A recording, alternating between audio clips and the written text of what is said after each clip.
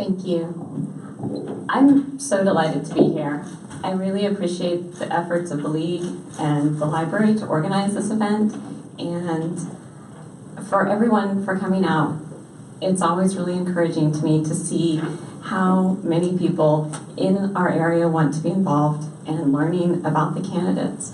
And so I'm really grateful that this event is happening and that you're all here to participate.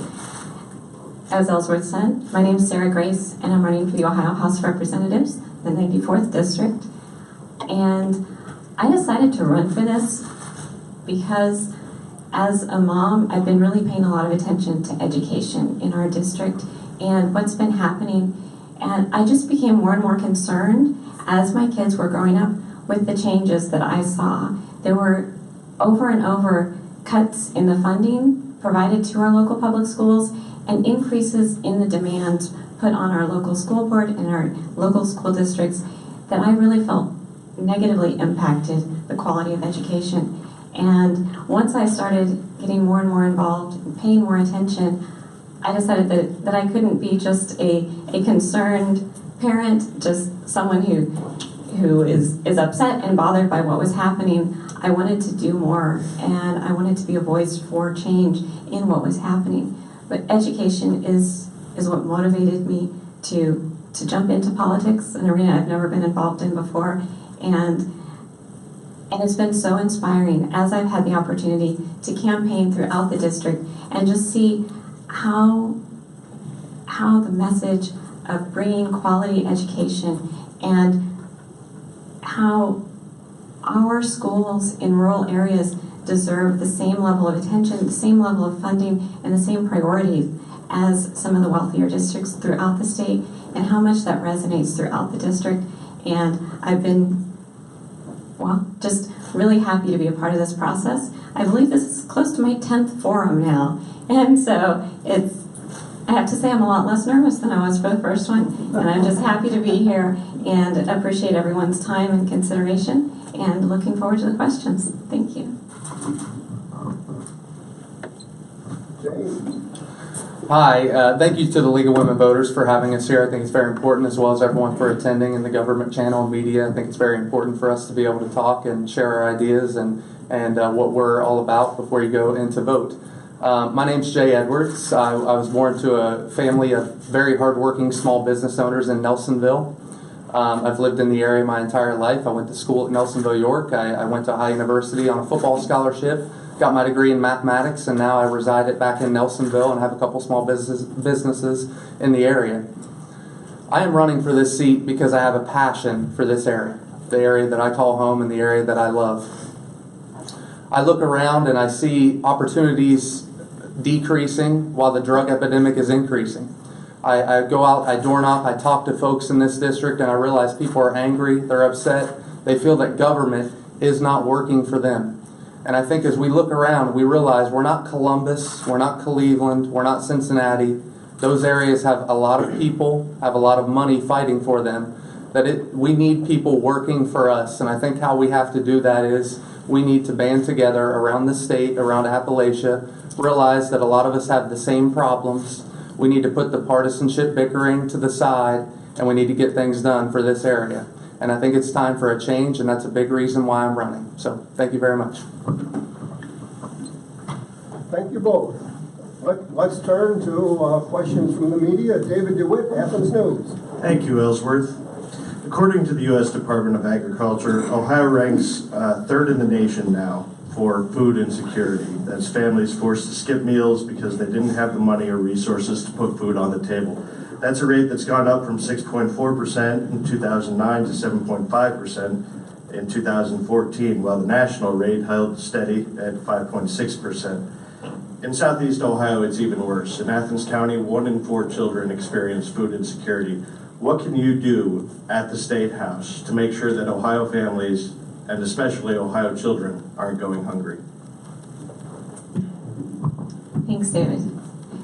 That's one of the things that, as I've been talking to families and school districts, whether teachers or superintendents or school boards and social workers, that has been really heartbreaking. about traveling around this district is there are so many people experiencing extreme food shortages and extreme levels of poverty, honestly, throughout our district. And one thing that I think is very valuable is bringing together the local food communities, the local producers, the local providers, and bringing them together with the school districts to be sure that we're providing high quality, nutritious meals in the schools, and making sure that we have, I think many of the schools in our district should have 100% free lunches, to make sure that at least at the schools we're getting good quality food there. And that's one location, one place where we know. And then I've also spoken with several groups that work to provide schools. The schools provide backpacks to go home with kids over the weekend or over breaks, to make sure we're providing better resources for them at home when they're not in school. But additionally, we need to look at what we have in terms of food deserts and increase the supply, and we should not be cutting aid to families that are dependent on that aid. I think if you look around, obviously in the entire district, Benton County is considered a food desert. There's not a grocery store in the entire county. That's something that's very troubling. There's a direct correlation between food insecurity and the poverty level. And, I talked in my opening statement about opportunity in the area, and I think that the ways that we can combat this is with opportunity. I think if we have opportunities for folks, if we have good paying jobs, if we can get them out of poverty, you're going to see the food insecurity go away. I think Ms. Grace is right in talking about school lunches, and we definitely, it's something to look into, and we're doing a good job of that, of providing school lunches for kids in need at schools. We also take advantage of small farming here locally. I think that with a lot of the small farmers, we have a lot of shops and things that you can get small locally grown farms, food from farms. But I definitely think it's a major problem, and I think there's a direct correlation between the poverty level in the area, in the county, within the district, and the food insecurity. I think it runs hand in hand with opportunity. Thank you. Thank you both. Let's turn now to Aaron Payne, WOUB News. Thank you. My question is in regards to the opioid epidemic. Data shows that fatal overdoses are on the rise in Ohio, while resources aren't quite making their way down to rural areas such as in southeastern Ohio. If elected, what proposals would you bring to the table to address getting resources to this area? Well, it's definitely a major issue. The heroin epidemic everywhere is bad, but it's really bad in southeastern Ohio. Again, it's something else that runs hand in hand with opportunity and jobs in the area.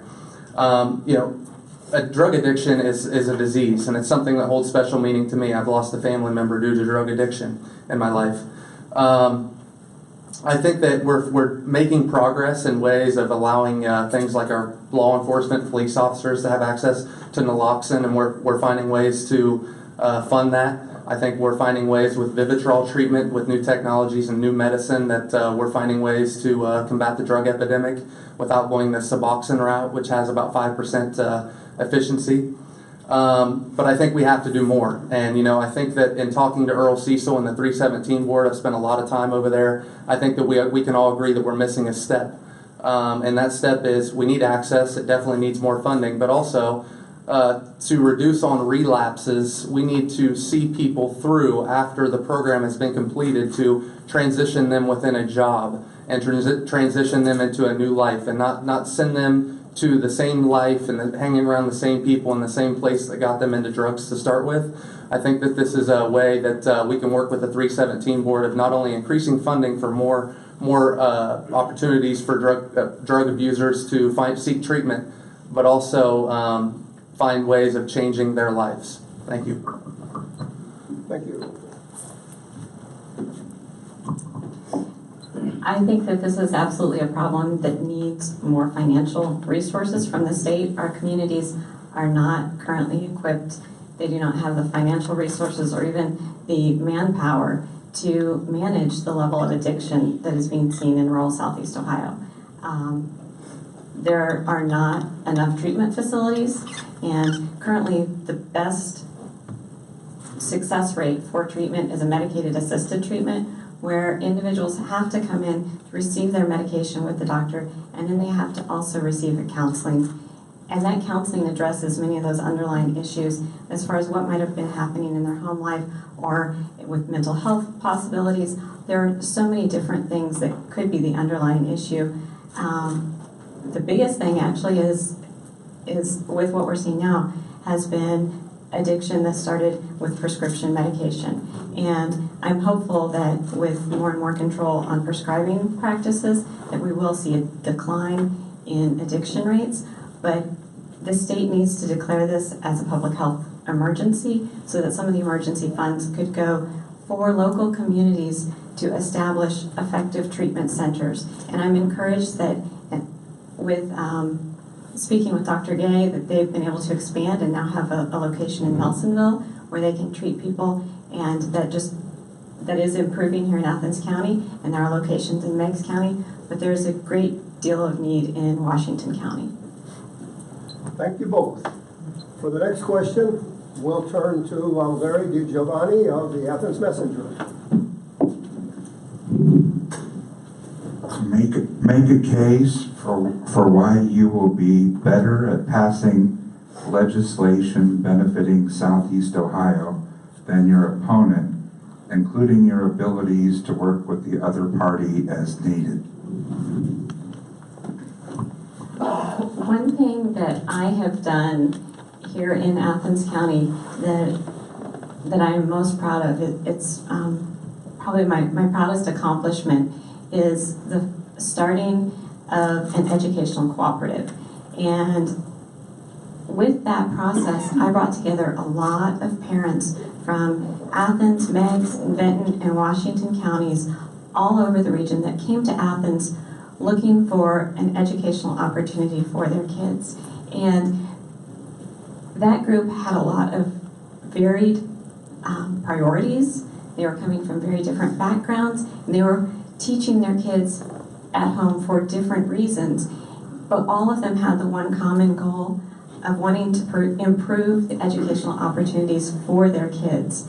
And in my work in starting this group and then in keeping it going, I was able to really form bridges and connections between the individuals to find a common goal and to get things done. So I think I have specific experience working with people here to find a goal and get things done. But also when I served in the legislature in Florida as a staff member, I knew how to draft legislation in a way that it would be effective and also meet the varied demands from people so that it would pass. And so I have specific experience working on both interpersonal relationships within a community, but also with members of the legislature. I talk a lot. I mean, one of my key words that I use is bipartisanship, and I think it's one of the biggest problems in politics today is that we have so much partisanship bickering going back and forth. When I talk about alliances and forming alliances within Southeastern Ohio, and not just in Southeastern Ohio, but certain areas around the state, that is not based upon partisanship whatsoever. I think that we have to get back to what's right and wrong as opposed to what is right and left. And that's something that I say quite frequently, but I truly mean it. I think that in order to pass things and to be effectively within the State House in Ohio, you have to get 50 votes to get something through. So you got to be able to count to 50. You have to go around, look around the areas of the state, look around Appalachia, find people find representatives in areas that are struggling from the same problems that we are having, and work with these folks to get something done. And you got to find 50 of them to willing to sign off in order to get something passed and to be effective. You can fight as much as you want, but unless you're willing to do that, nothing is going to be done. So I think that within my whole campaign, I've talked about bipartisanship or nonpartisanship of doing away with left and right and figuring out real solutions for Southeastern Ohio. Thanks. Thank you. For the next question, we will go to Luke. Thank you. So my question for you is, if you win this election, what will you do on your first day as representative? What is your top priority going into office? Besides getting sworn in. I think the biggest priority facing Southeastern Ohio is opportunities and jobs.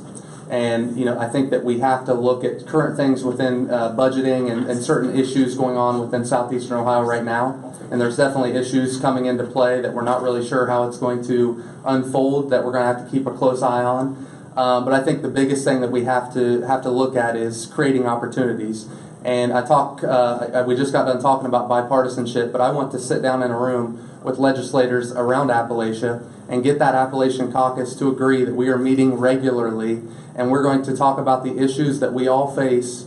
And that needs to be done on day one or week one, whenever it can be done. But we need to meet regularly, weekly, monthly, whatever it can be, so that we can band together and take on Columbus, Cleveland, Cincinnati, so that we're not the low man on the totem pole.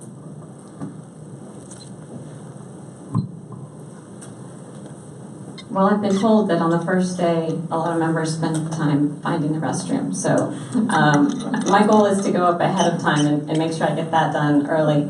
But what I want to do is serve the members of Southeast Ohio, the people who live here that have put their confidence in me and sent me to represent them. So I will be spending my time in Columbus and in Athens and Meigs, Washington, and Benton County, communicating and finding out what committees I can serve on, communicating with leadership to say, you know, education is a top priority for me. I would really love a position on the education committee, and just learning where I can serve and then finding what ways I can best serve the people of Southeast Ohio based on where I'm placed. Thank you. Now we'll turn to questions from you audience members. And the first one is, as of January 1st, 2017, Ohio's minimum wage will increase by 5 cents to $8.15 per hour. This is way too low. Would you support increasing Ohio's minimum wage to $15 per hour? And Sarah, I believe you're first on this one.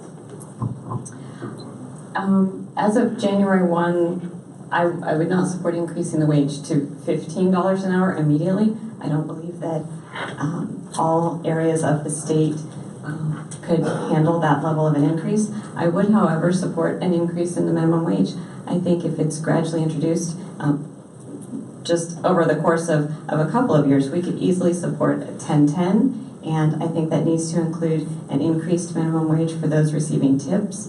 And I actually had a really fun experience. My daughter was preparing for a debate in her gifted class, and she did research on minimum wage, and her dad and I played devil's advocate with, well, you know, we own small businesses. How do you think we're going to be able to meet payroll and keep paying the expenses that we have if the minimum wage goes up? That directly impacts us.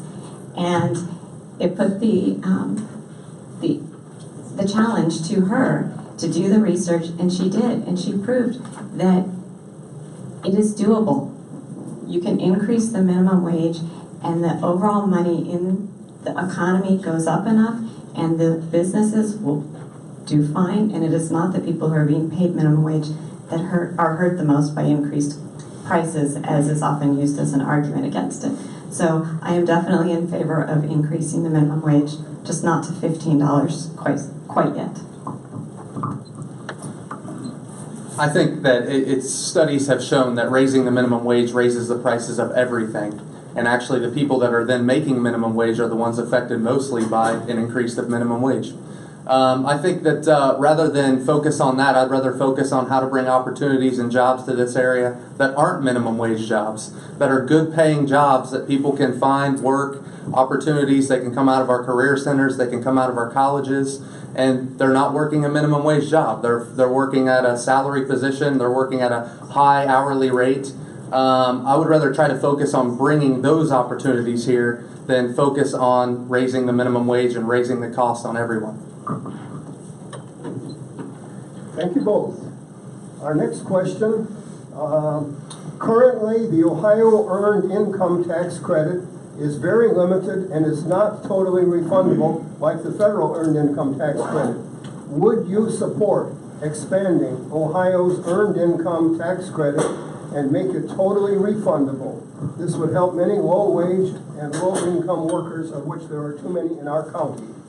And so, Jay, I think you're first on this one. Yeah, and there's a reason. There's only 26 states around the United States that that piggybacks on the federal earned income tax credit.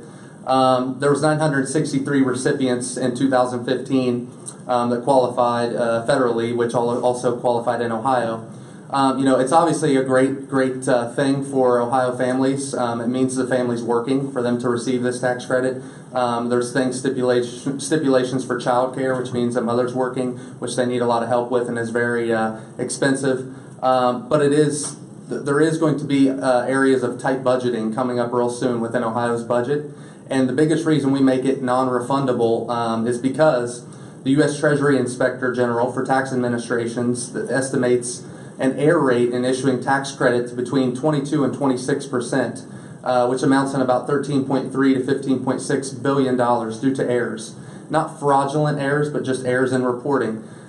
This is a big reason why we make them non-refundable in the state. Again, they are refundable at the federal level, they're just not refundable at the state level, and I think it's better to stay that way because there is a lot of error going on, and until we can find a way to reduce that error, we need to, and we do have some tight budgeting times ahead of us. In fact, as of recently, there's been 4 states, Michigan, Wisconsin, Connecticut, and North Carolina, that have greatly reduced their state earned income tax credit due to tight budgeting that I think we need to be very wary of.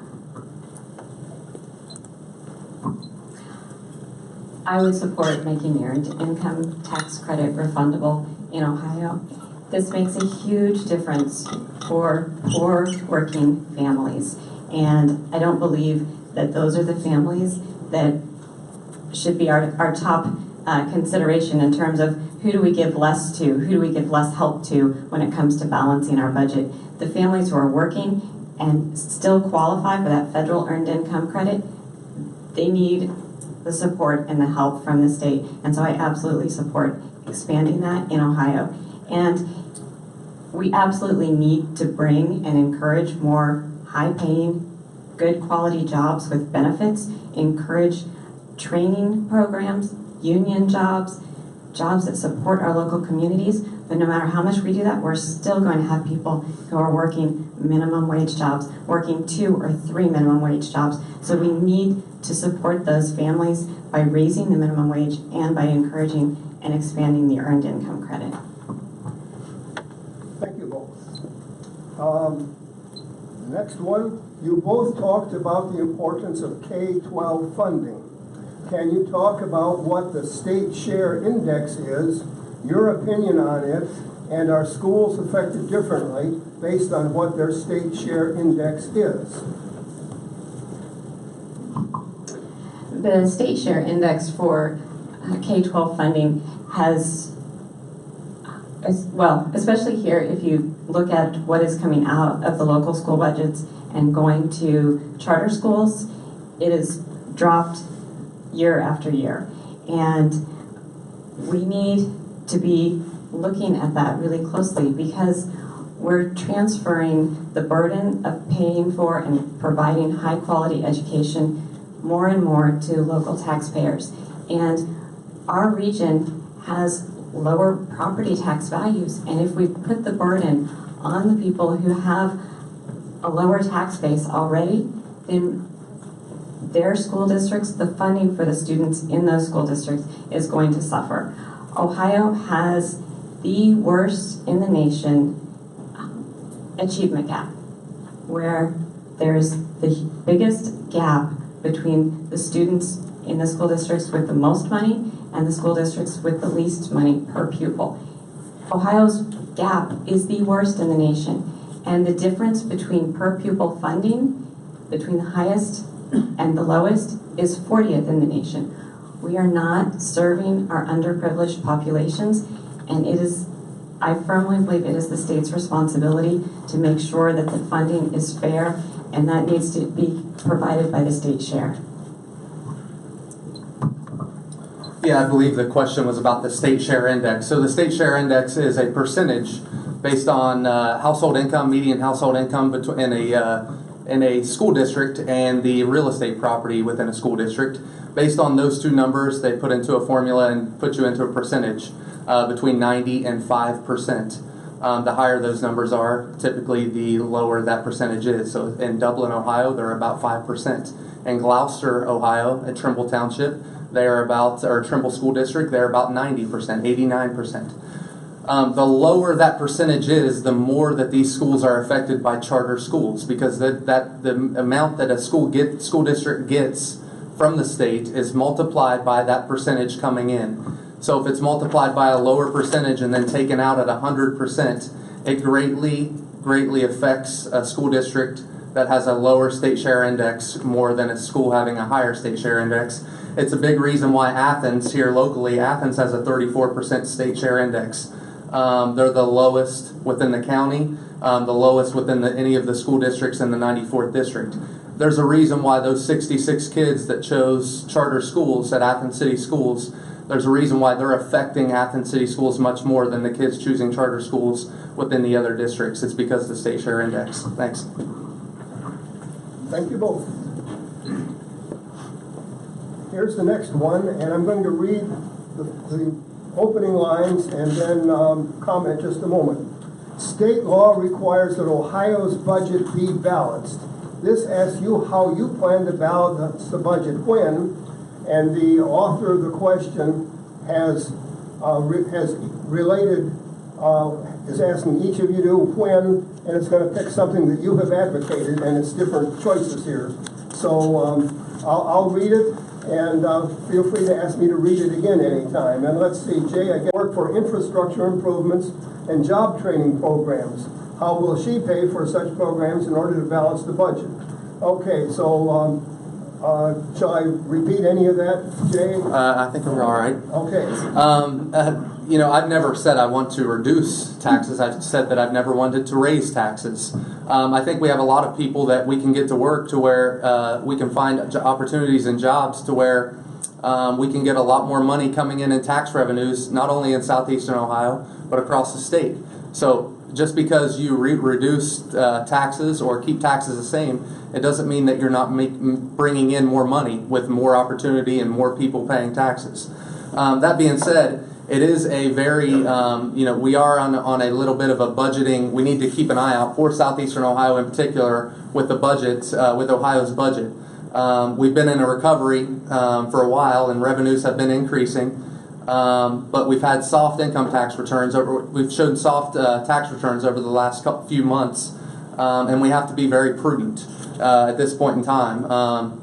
The tax revenues have been very soft, and we have the Medicaid sales tax issue about to take forth that's going to deeply affect southeastern Ohio and the districts that we would be representing. The sales tax is in jeopardy of being cut, and obviously we know a poverty-stricken area, we have a lot of folks on Medicaid, and a lot of that money goes to our counties. They are taxed and goes to the counties, and that is looking at being possibly taken away or being taken away here real soon, and we need to look at real solutions. Hopefully we can talk about that later on. Thanks. I'm a little bit confused because I received a piece of mail from Mr. Edwards that said he supported $2 billion in income tax cuts. So I'm not sure. From the past. Oh, okay.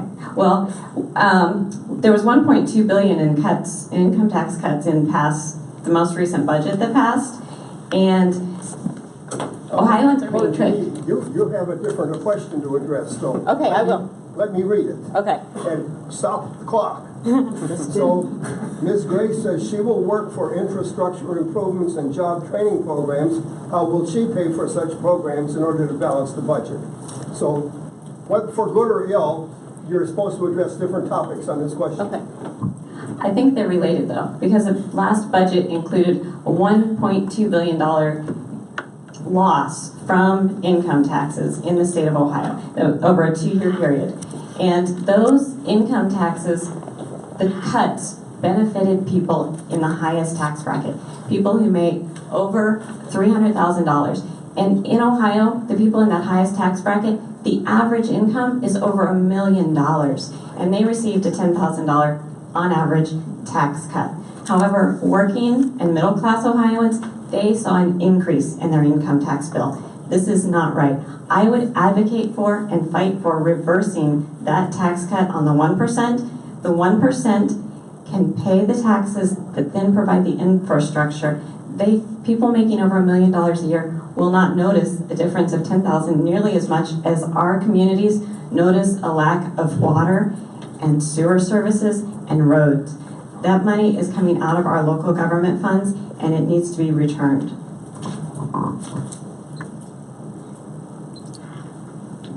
Okay. Let's see, I guess we're ready for number 9. I'm busy trying to review the questions coming up, so, okay. And let's see, Sarah, you're first on this one, aren't you? Okay. Will you fight to stop corruption on all levels of state and local government? This includes, but is not limited to, school districts, city and county entities, and the state level, especially regardless of political affiliation. I believe that's a role for everyone. Yes, we should all be paying attention to our local governments, whether it's attending local school board meetings and paying attention to what their bills are, how they pay them, where the revenue is coming and where it's going. We need transparency in all of our organizations, state, local, federal, and I guess I don't know specifically how I would fight for corruption, except that we need open records, and I think that's very important. I think that this is very important. We've seen that over the past few years here locally in Athens County. When you're dealing with taxpayer money, when you're dealing with people's money, it definitely needs to be brought to light, and things need to be checked off, and that's why we have the sunshine laws. That's why we have things so that people are spending their money correctly, or spending taxpayer money correctly, and there is oversight on that. So absolutely, if there's ever any corruption going on from that I see, it'll definitely be brought to light, and I can gladly say that I've lived my entire life living this way. So thank you. Okay, here's our next question. Given both candidates' experience in the rental business, how would you describe yourself as a landlord? How does this experience qualify you to be our state representative? Yeah, I think that my experience in the rental business has been very positive. I realize that these are down the road investments that you make, and I think that it definitely helps with budgeting and figuring out certain things moving forward with that could possibly come into play within the job as a state representative. However, very different job, but I think most of my tenants, if not all of my tenants, maybe one or two, would have found their experience very enjoyable.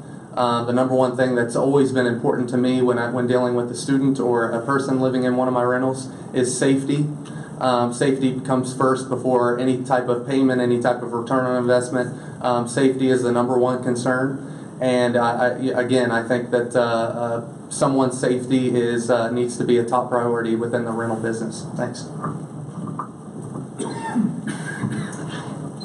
One of the wonderful but also challenging things about being a landlord in Athens is that Athens has a well-staffed and very effective and very busy code enforcement office, and they inspect every rental property every year, and that is a wonderful thing, because you never know as a landlord exactly what might be happening in a property. When you don't go in your property every day, it's someone else's home, and so when those inspections take place, that's the time when they find, oh, you know what, the tenants may have thrown away a smoke detector because they couldn't figure out how to turn it off.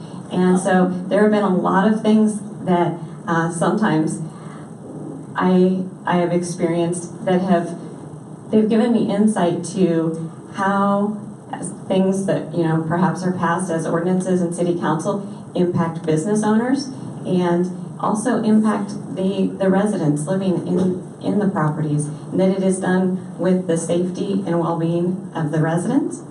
The other thing that I've really enjoyed about my time as a landlord is I have had the opportunity to rent to many different individuals who receive housing assistance. And that's not something that there is a lot of right within the city of Athens.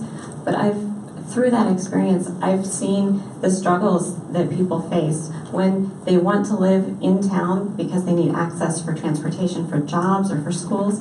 But the cost of property is so high, and I've been pleased to be able to work with some of those individuals. Thank you. Here's our next question. And actually, here we have a statement, and then the question is more broader than the topic of the question, so I'll read them, hear them both. Recently, the Bureau of Land Management has decided to allow the extraction of natural resources in the Wayne National Forest. Your microphone's off. Oh, goodness, thank you very much. I think it's just talking to the top. I did something.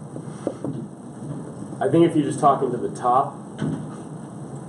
Oh, it's on. No, it's off. There it is. Okay. As I said, well, I'm an attempt at a user. Okay. And thank you for that, for letting me know right away. So let's just rattle through this whole one again. Recently, the Bureau of Land Management has decided to allow the extraction of natural resources in the Wayne National Forest. How will you help as a state representative to protect and to preserve our state parks?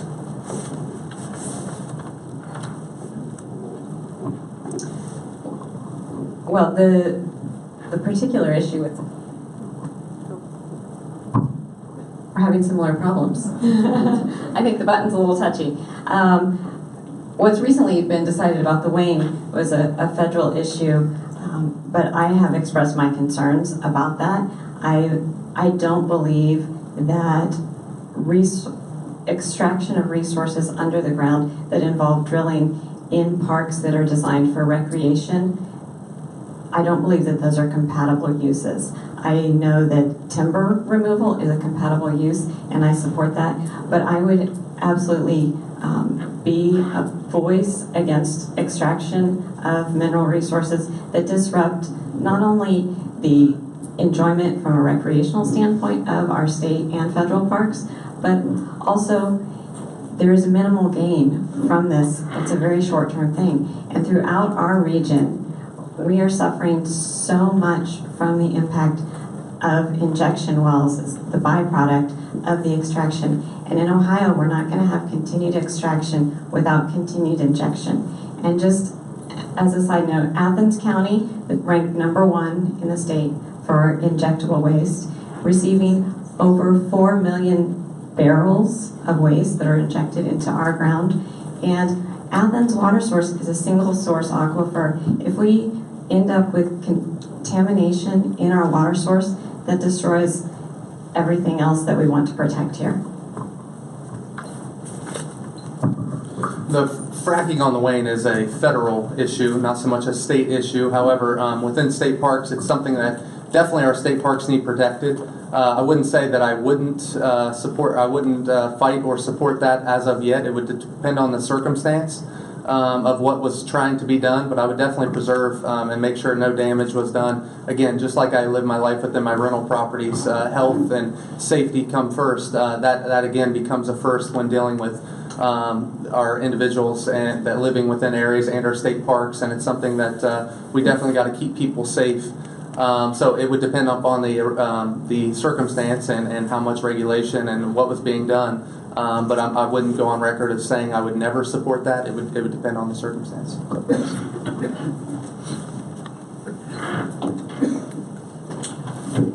Okay, here's our 12th question. Ohio Senate President Faber recently said he is seeking support from the House to continue the freeze on the state renewable energy structure standards or possibly removing them altogether.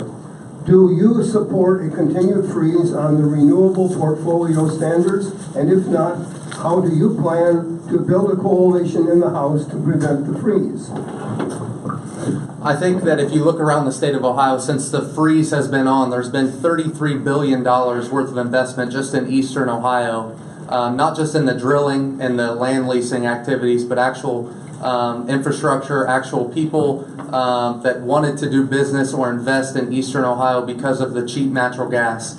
If you look around our area, it's, we need jobs. We need good paying jobs. We have an opportunity to bring jobs to this area with the natural gas industry.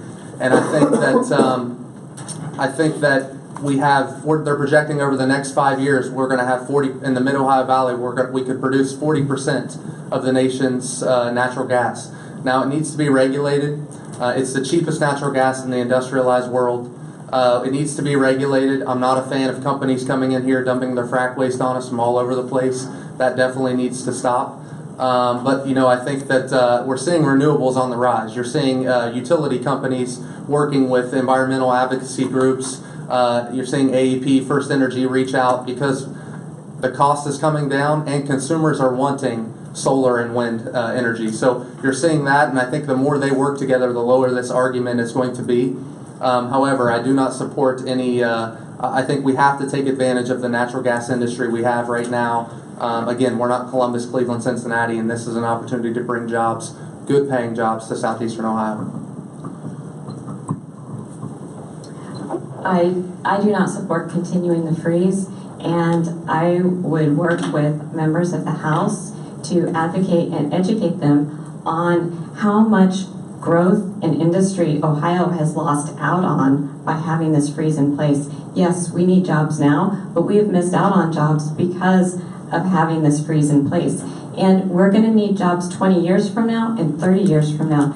If we invest now in renewable, in solar production, and throughout other places in the state, maybe not so much here in our hills, but for wind, those jobs will still be around for our kids and our grandkids, rather than having them grow up in an economy that has bust due to worldwide changes in oil production or prices, or an end of the resources here. We need to be looking forward and making smarter decisions and not building our economy on a boom and bust extraction. So we absolutely need to continue the renewable energy platform and there are so many opportunities here with that.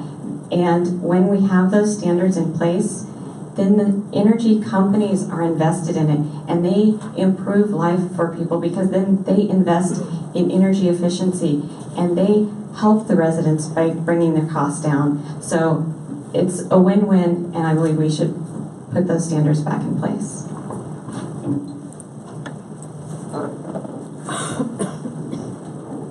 Okay, here's number 13. So, large amounts of student loan debt are driven by required on-campus residency and meal plans, as well as general fees. Middle and low-income families do not have enough state income tax liability to offset these fees through tax credits. Would you be willing to sponsor or co-sponsor legislation that would prohibit universities from requiring on-campus residency and meal plans? Well, as a former Ohio University student who lived in the dorms and had a meal plan and spent many years paying back my loans, I definitely understand the perspective. But I also feel that that time living on campus was a really valuable time. It was a time that I met people from all over the world. I had roommates that I had never seen before, and I believe that I grew as an individual through those experiences. So I don't know that I would support a ban on universities requiring it. I do think that flexibility in a meal plan is a great idea. I happen to be married to someone who petitioned for exemption from that due to his vegetarian status. He was able to get an exemption from the mandatory meal plan. And so I think that we need to recognize that there are times when we need to make exemptions or allowances.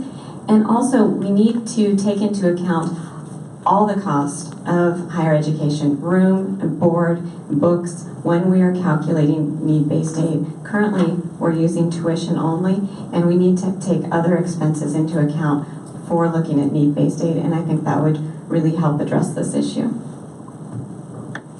Yeah, and I talked about this in an earlier forum. You know, I would love to get assigned to the Finance and Appropriations Committee, and more specifically the Subcommittee on Higher Education, as this is a major problem.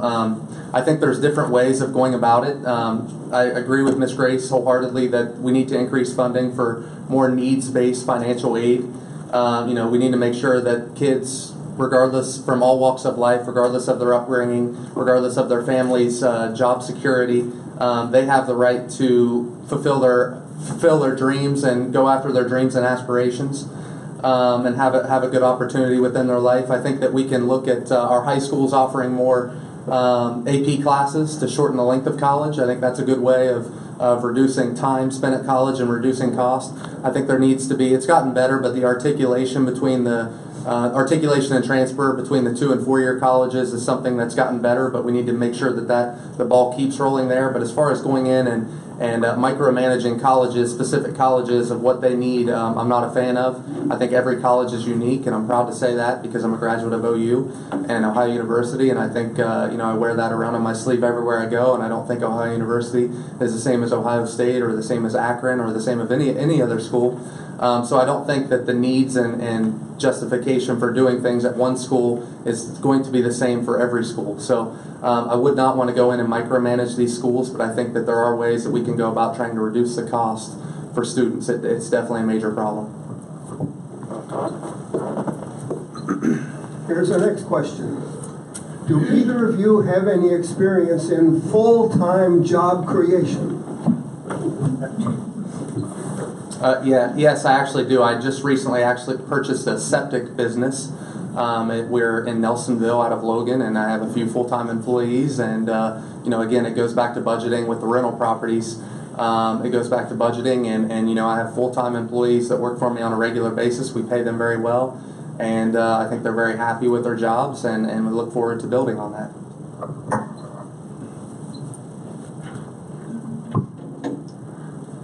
I've worked a lot of different jobs and been involved in many aspects of determining benefits and salaries and hiring of employees for full-time and part-time positions. Before moving back to Ohio, I worked as in an office doing payroll and accounts payable and managed the budget for a medium-sized company in Michigan in determining who we could hire, what benefits we could offer, and what the expenses were. So it was not my business, but I was absolutely involved in the creation and allocation of funding for jobs in that business. And in my business locally, I don't have full-time year-round employees. I do the work myself. I paint and clean, but I do frequently have many short-term interim employees, and we have permanent employees at our retail business also. Thank you both. Okay, here's the next question. Local government funds have been cut. What would you do to rectify this? Well, I touched on this briefly earlier, and in a couple of cities in our area, in Athens City, local government funds have been cut nearly 50% since 2010, and Marietta is even greater percentages, over 55%, I think close to 60%. And these funds have been cut to allow for income tax cuts on the wealthiest people in Ohio. And when the wealthiest individuals in our state receive income tax cuts and our small local governments receive lower funding, that hurts our communities. We have individuals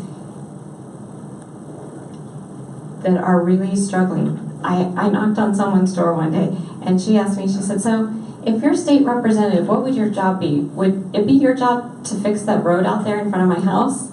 And so it was a brief little civics opportunity. But I said, in some ways, yes, because part of my job would be the allocation of some of those local government funds. And I really believe we need to give the funding back to our communities so they can provide the services that they need. Police protection, fire protection, road, sewer, water maintenance, all of those. And it's not just the services that people rely on. It's the jobs that people rely on. If the local governments don't have the funding, they can't provide the jobs either. Yeah, our local governments have definitely been cut since 2010, 2011, as well as we've eliminated the estate tax. I think one thing that can be done right off the bat is people, again, to get together and to raise the minimum threshold that counties get. This idea would help the smallest counties in Ohio, which we have in this district and around Appalachia.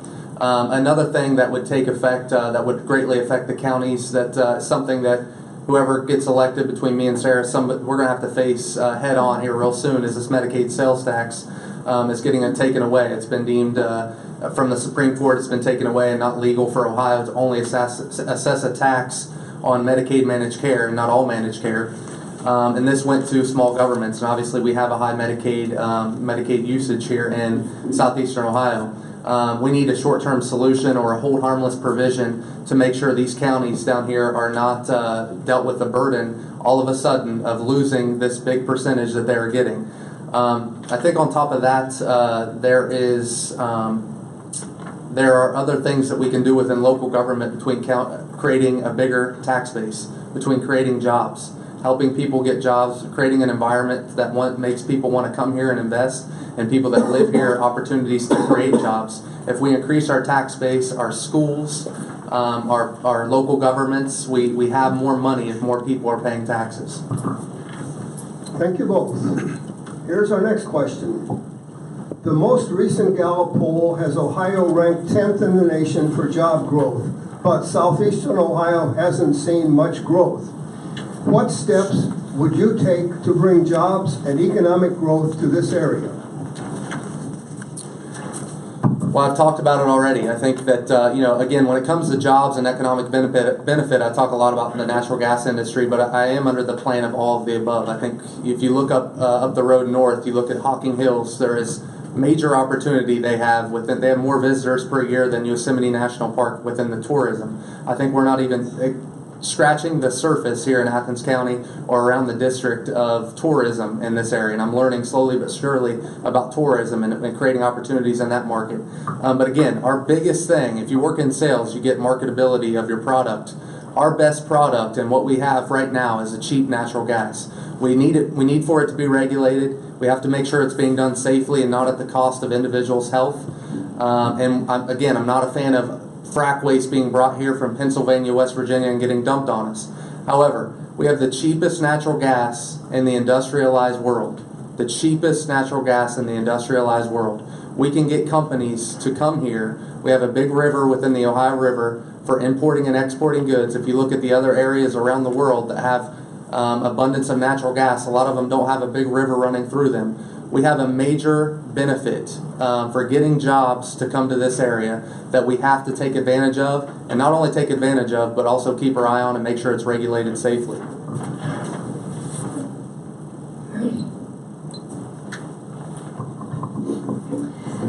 So I attended a meeting today talking about investment in the arts, and in the state of Ohio, there are 203,965 jobs from the arts. In Athens County alone is over 500 jobs from nonprofits in arts.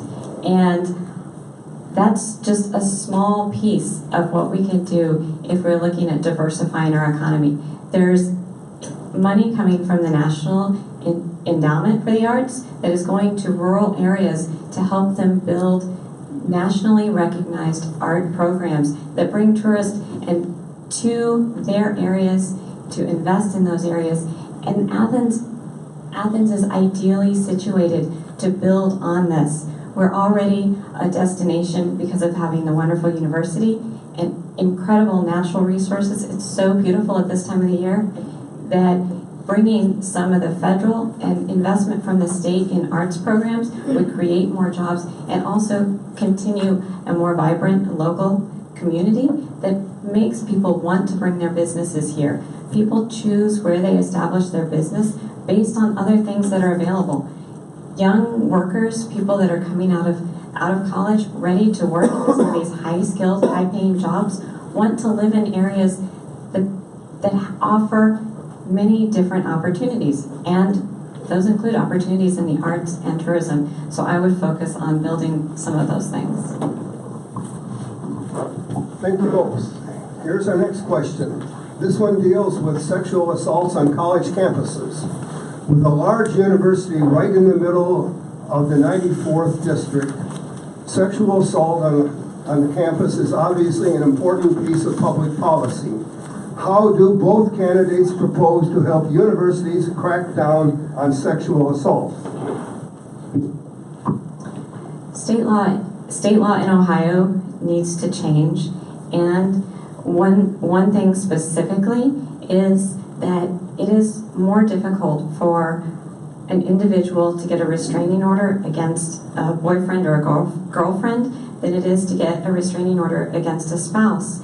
And there's currently a bill in the House that would change that.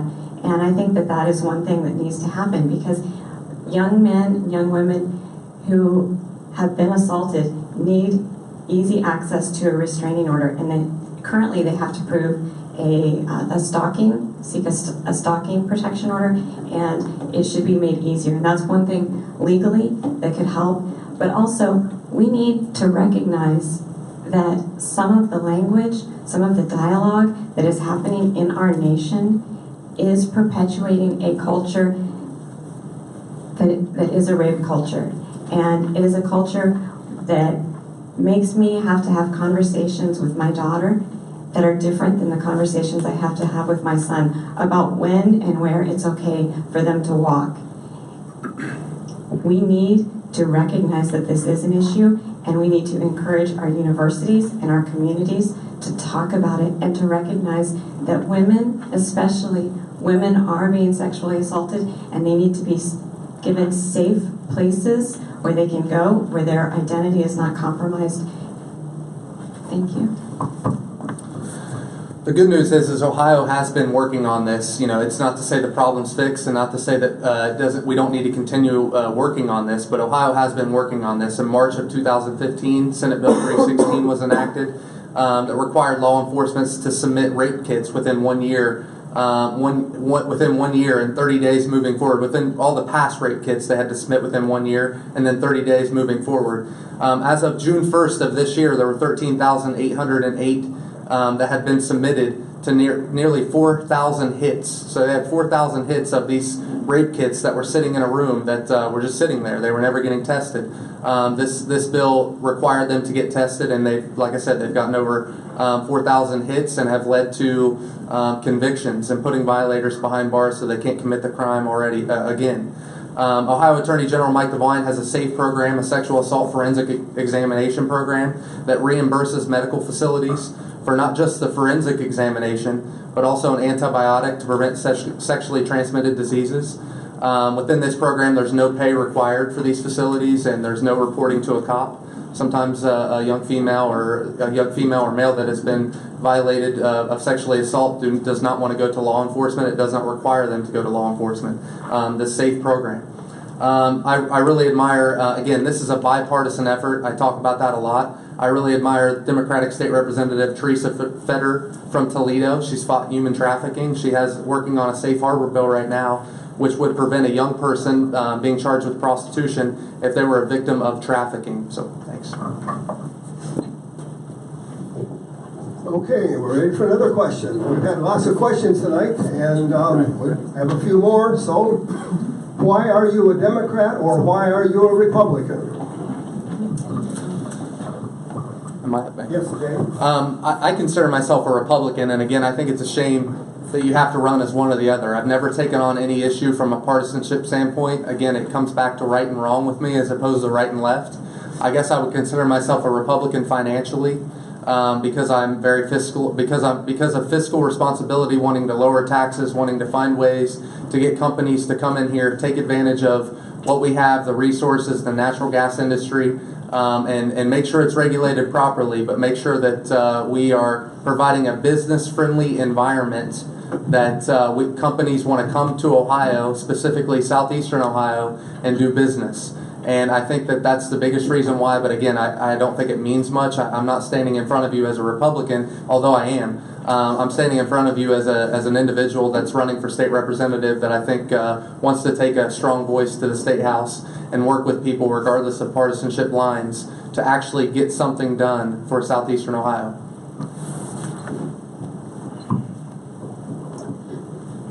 I have chosen to run as a Democrat and typically vote for Democrats because the party represents the values that I represent and that I believe in. It's about helping people, actually recognizing where people are, and I think that a lot of it comes down to a sense of civic duty and responsibility to care for people who are in need, to make sure that as a society we are recognizing that everyone should have food and clean drinking water and access to quality education and health care. And it is the job of all of us to contribute to that and to create those opportunities for kids that are growing up in southeastern Ohio. And I really believe that the Democratic platform represents those ideals and represents service and caring for those who perhaps need it the most. And as someone who has faced needing health care, and I understand being vulnerable and being in that position of not knowing how my needs were going to be met. And I think that we are in a society that is wealthy enough that people shouldn't feel that sense of loss or uncertainty. Okay, now,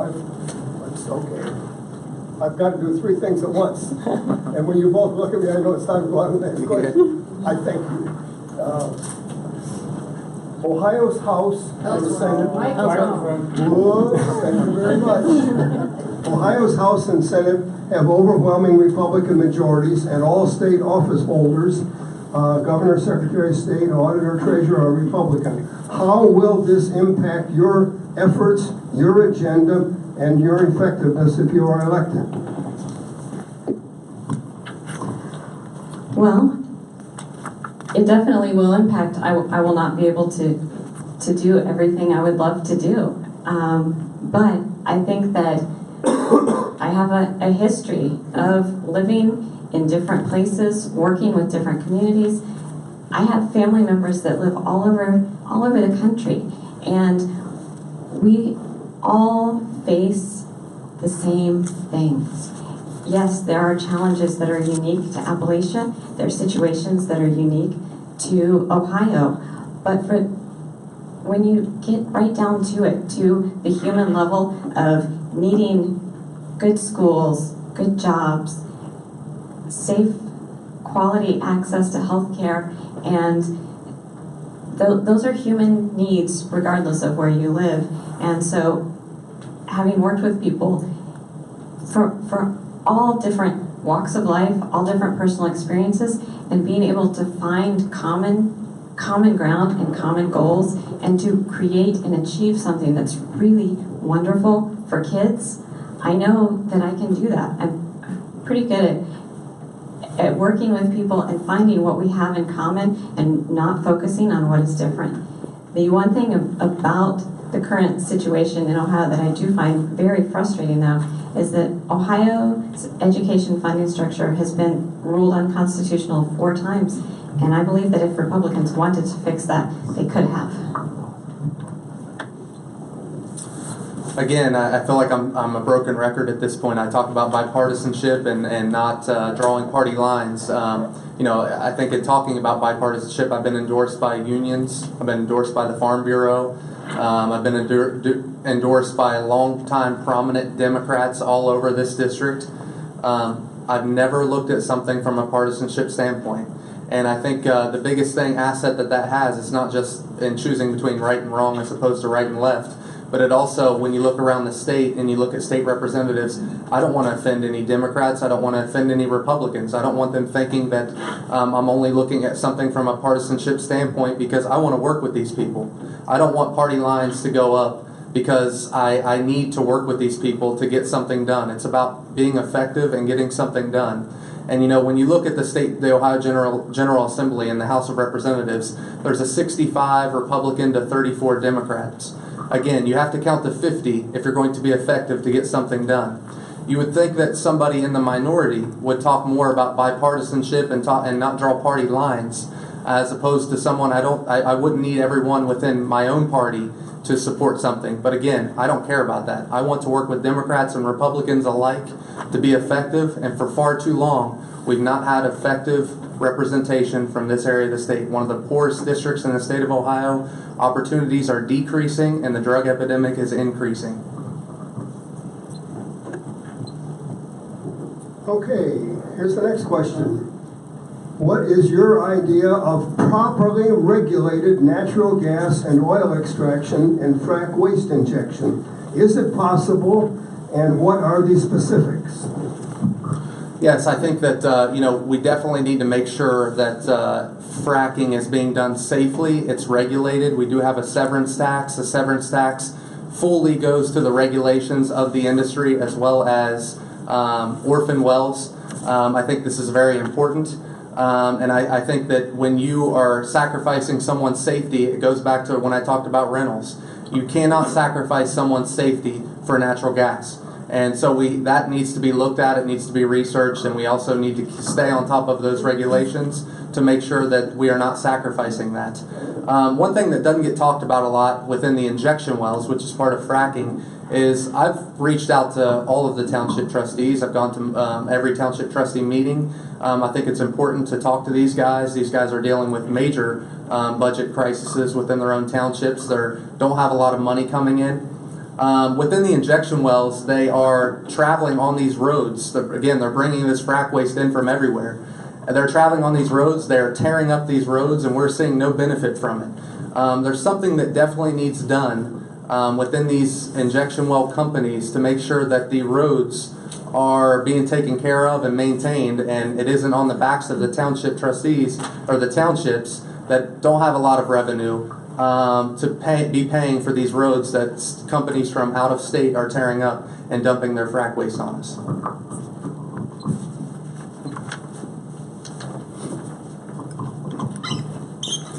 So in Ohio, we do have a lot of injection well activity, and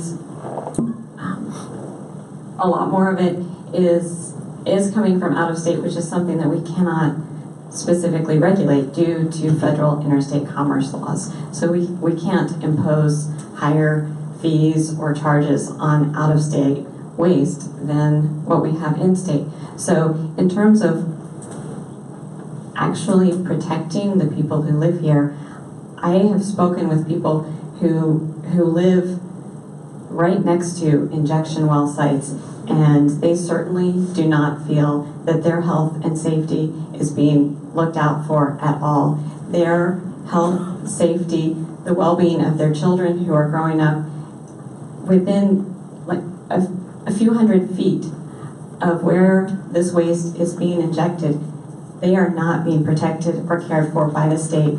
And so the money that is coming from the severance tax that is not going to communities impacted by injection, that needs to change. Our county is only being hurt by this oil and gas industry. Athens County is being hurt by the injection. And not only are the roads being torn up and not being maintained, but we don't even know what is contained in the waste. They won't disclose that. And our first responders are being put at risk. So regulations need to be put in place requiring them to disclose what is in the waste. Thank you. Here's our next question. Polls indicate widespread national support for reversing the 2010 Supreme Court Citizens United decision, which struck down constraints on election spending.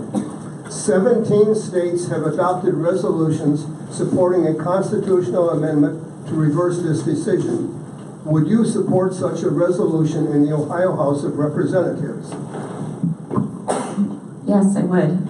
I absolutely believe that the amount of money being poured into political campaigns from large corporations, people who are able to buy their interest, is not in the best interest of the citizens of this country. And the amount going into campaigns, even for local campaigns. I was stunned when I decided to run and was talking about what needed to happen. And the cost of even a local campaign is incredible. And it's a very daunting thing that keeps people from being involved and from representing their communities. So I think that we should absolutely reverse Citizens United and work for common sense rules regarding spending on election campaigns. Within campaigning for this seat, corporations are not allowed to give you financial contributions. However, PACs are.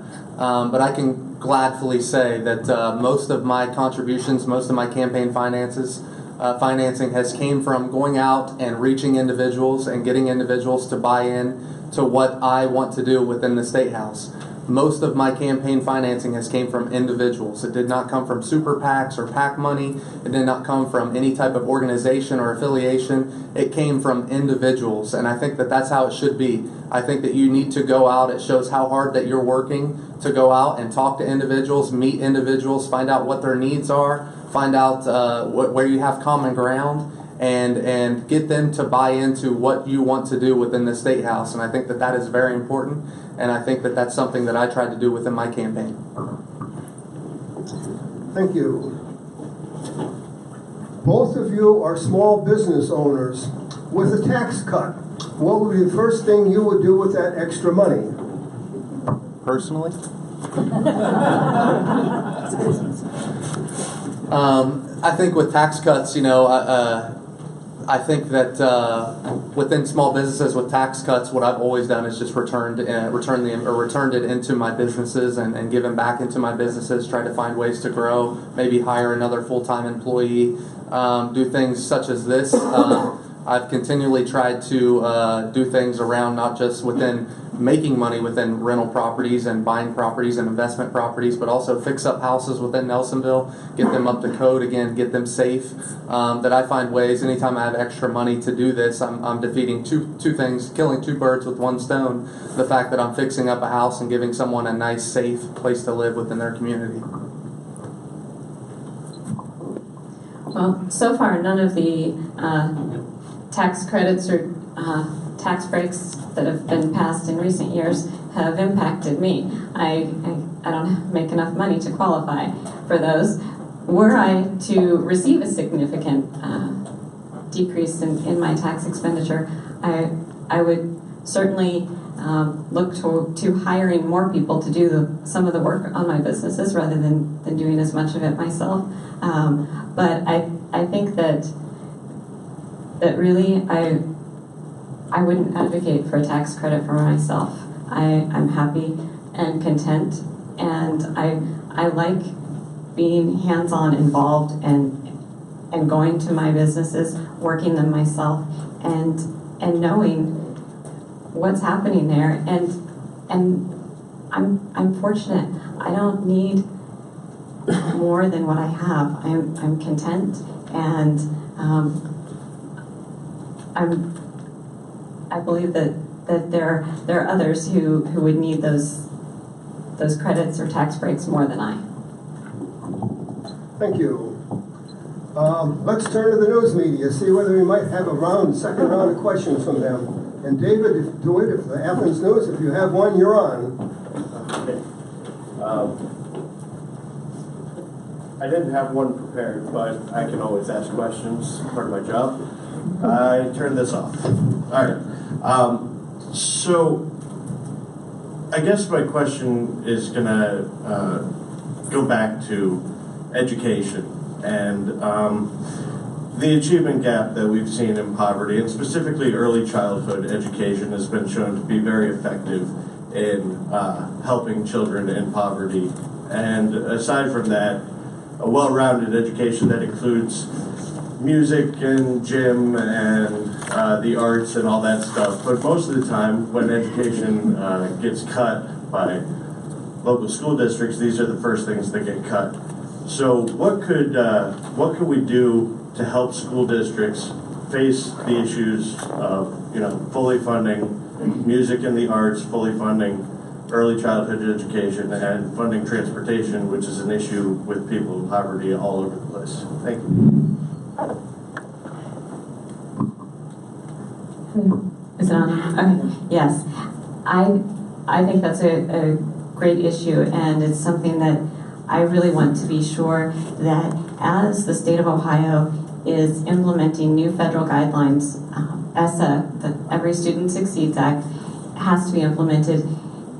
We have a great deal of opportunity to change what the current regulations are on our local school districts. We have opportunity for expanding the classes offered, for decreasing class size, and we need to be sure that our per pupil funding is equal and adequate across the state. So we need to start with an evidence-based model. We have research that shows what constitutes a high quality education, and then we know what does it cost, and then we can look at how does the state fund that education, because I think that has to be one of our top priorities. If we're not providing the educational services to the students that need them, then we are not serving our communities, we're not serving our students. We need to decrease the amount of funding that is going to unaccountable failing charter schools. We need to increase the state support going to rural schools, and we need to improve access to art, music, and decrease mandated testing. I think the kids would all be doing better in extra music as opposed to extra testing. Sarah and I definitely agree on the charter school problem and how they are not being held to the same standards and taking out of the being funded out of the pockets of our public schools. Last year, the state added $850 million last budget for K through 12 funding in the state of Ohio. One thing that doesn't get talked about, and Dave, you mentioned the achievement gap, but I like to refer to it as the opportunity gap, especially here in Appalachia. I think that we need to definitely find ways to providing resources for quality and affordable early childhood education, because right now it's way too expensive for both parents and the facility to operate efficiently. But I also like to think that I'm a strong advocate for our vocational schools. I think that we need to find ways to maybe privately fund them or fund them in a different model so that they aren't burdening the public schools as well, because we have a lot of kids here in southeastern Ohio that aren't meant to go to college, or maybe they're meant to go to college later in life, and I would like to see more kids utilizing our vocational schools, learning a trade, learning a skill, getting right into the workforce and finding a job. Another thing that I think is very important, the last budget, within total tax revenues, libraries, which I'm sure Nicholas, I don't know if he's still in here, is going to be happy to hear me say this. Library funding went from 1.6 to 1.7, so it's very percent of total tax revenues, the amount that libraries got. It's very small in the amount of the state budget. However, it's huge for these libraries, and a lot of these kids do not have access to computers and internet within their households, that this is a major aspect to them educating, coming here and becoming educated at their public libraries. Thank you. Aaron, if you have a question, you're on.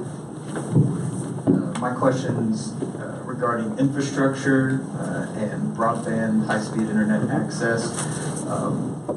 Rural communities seem to be left out of the mix when it comes to getting high-speed internet as the world continues to change and become more reliant on technology.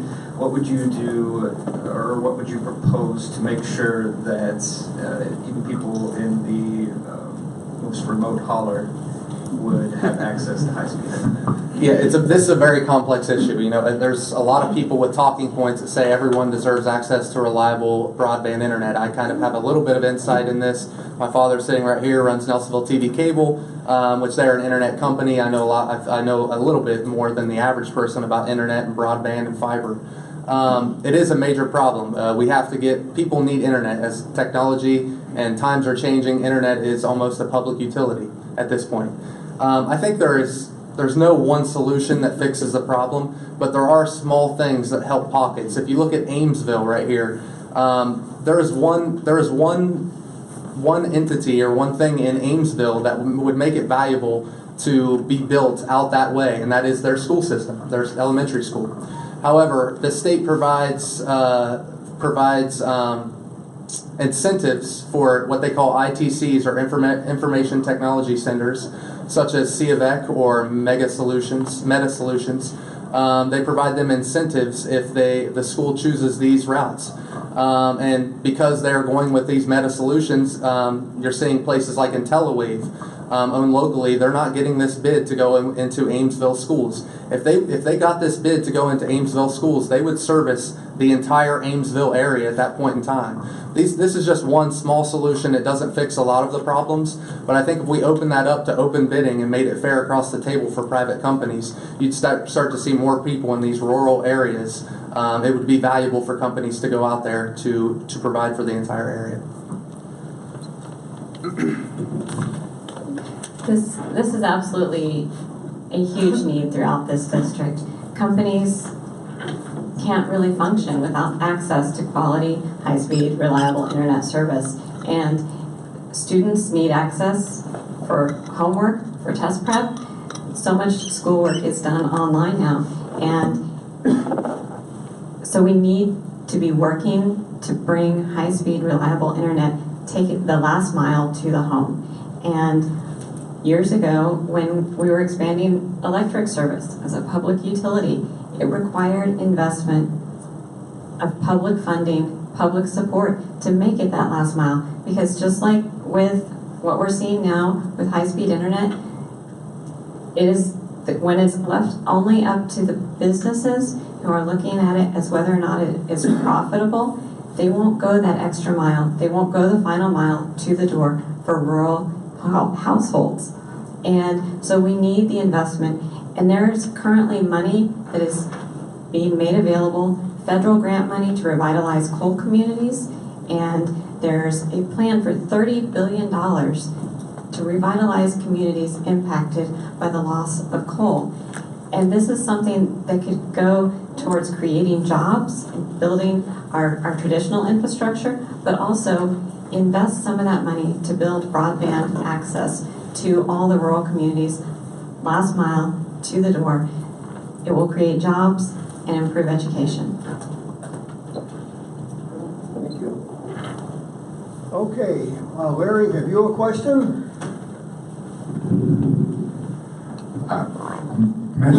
Many of our school districts in Ohio have experienced enrollment declines because of competitions from charter schools and better homeschool,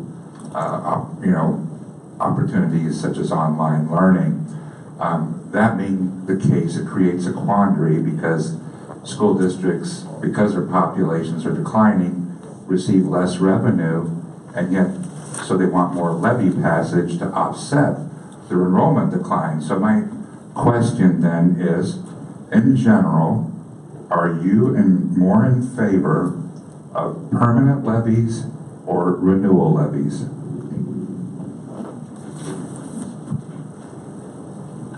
I would say renewal levies, because I think this is a situation that will continue to change, and I really believe that we need to be shifting the burden away from the local taxpayers, so that we don't have to have continually increasing levies on our local taxes. And because we do have shifting populations, placing a permanent levy on a ballot could really put some people under some financial strain without knowing what the long-term needs are. I would agree with Sarah on that. I think that, renewals are a better option. But there's no doubt about it that charter schools aren't being held to the same standard and are being funded out of the pockets of public schools. That being said, charter schools, which the main charter school that we have in this area is ECOT, is a good option to have for some students. Some students are not meant to learn in a traditional classroom. It's not to say that it's not a good option. It is a good option. However, it just needs to be held to the same standards, and they do not need to be funded out of the pockets of public schools. Thank you both. Let's see, Luke, have you a question? Yeah. So these days it's pretty tough to get a job without a college education, and a lot of students have to go into debt in order to get a degree, which can kind of hamstring students down the road if they'd like to buy a house or start a family. So how would you help to relieve student debt? We already kind of talked about this a little bit with, making sure that financial aid is, so that it's a need-based financial aid. But I also think that, you can speed up the route of college. Make sure that AP classes are offered within schools. Try to get to the point where more schools have AP classes to shorten the burden within college. The Senate has recently proposed getting institutions to reduce tuition costs through savings. Again, and this is why I would like to sit on the subcommittee for higher education if I get elected. I think that this is a major problem. It's a major issue throughout the entire country, but especially in the state.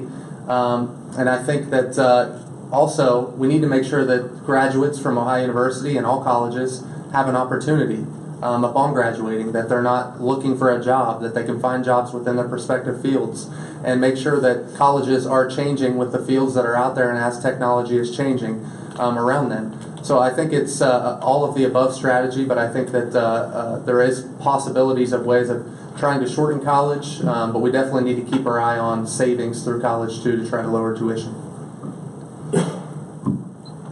Well, as I mentioned earlier, I did have the experience of having college loans to pay back, and as a household, my husband and I had significant student loan debt, and we very much understand the burden that places on young people who are starting out, who want to buy a home or need a car in order to get back and forth to their job if they're able to find a job, and it is challenging. So in Ohio, I believe that we should look into proposals and that set a maximum repayment for student loans as a percentage of income for graduates, and also look into what I mentioned before, and that is taking into account the overall cost of a college education when looking at need-based financial aid.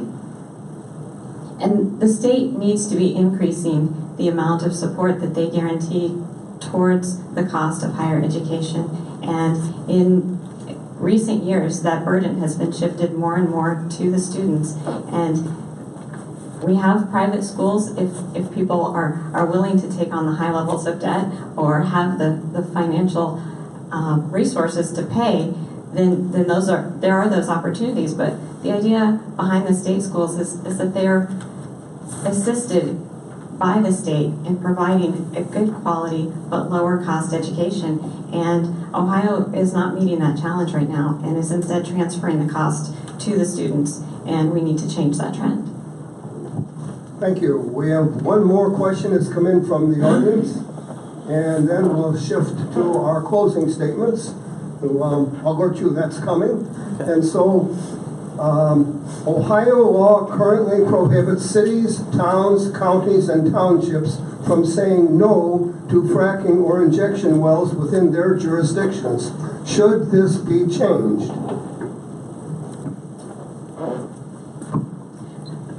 Residents of a local community should absolutely have say in what is happening in their community.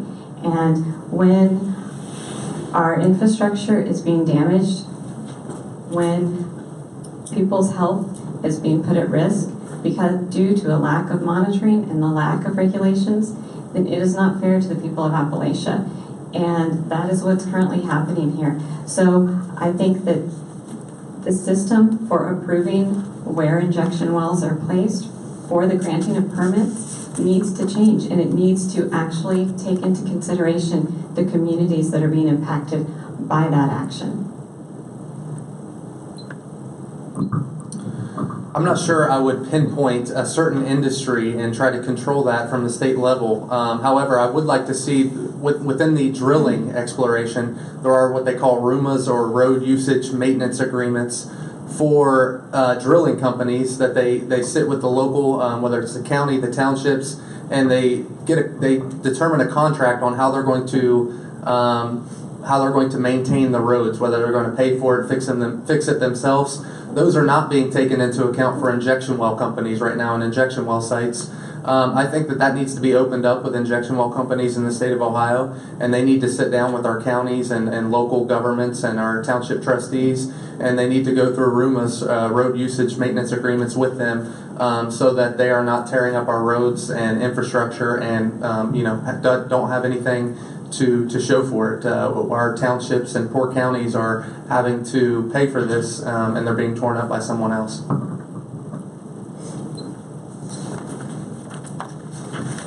Okay, I think it's time to turn to our closing statements, and I can't help noticing we've had more questions. We've asked our candidates to answer more questions than any forum I've been involved in ever. So it was 27 of them. So that's a lot of diligent, thoughtful, hard work from you. And so let's see. The order was drawn by Lot earlier, and so Jay, you're first with a 2-minute closing statement.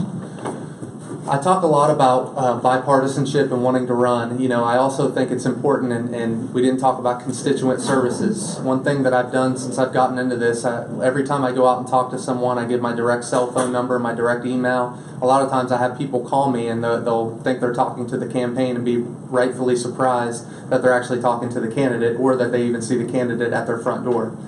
When I got into this, I jumped in head first. I started going around to township trustee meetings, village and city council meetings, and I was very depressed to find out that a lot of these elected officials and a lot of these local, very important organizations could not tell you who their state representative is.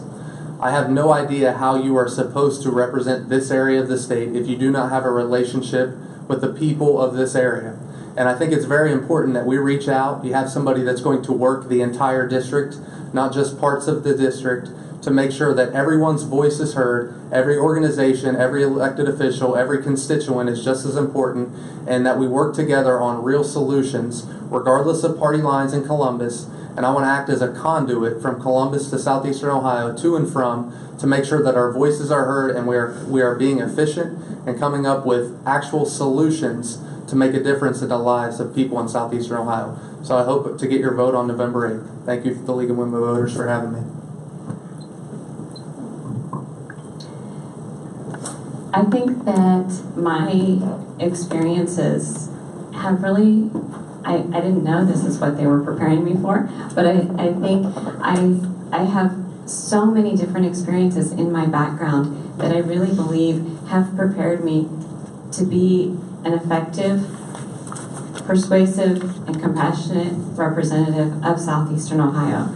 I started working in cornfields when I was 14 years old, and I've worked jobs since that time. I have faced the real challenges of living paycheck to paycheck, of not knowing whether or not I would get a job after college and be able to pay my bills and pay my loans. I have faced healthcare crisis where that I don't know whether my insurance will cover my medical needs or whether I will stay employed and even keep my insurance. Given those experiences, and then also the wonderful positive experiences of facing tragedies, our business burned a few years ago, and the community showed such an incredible outpouring of support and kindness, everybody coming together, working together as a community, as a neighborhood, to rebuild something that was important. And all those experiences, being a part of life in southeastern Ohio, have really made me passionate about connecting with the people who live here and serving the genuine needs of people who are here, and that is why I'm running. And I thank everyone so much for their attention. I was looking around earlier, making sure nobody fell asleep. It's been a little long, but I thank you for your attention and just staying with us and being supportive and involved in our local elections. And I'd appreciate your support on November 8th if you haven't already voted.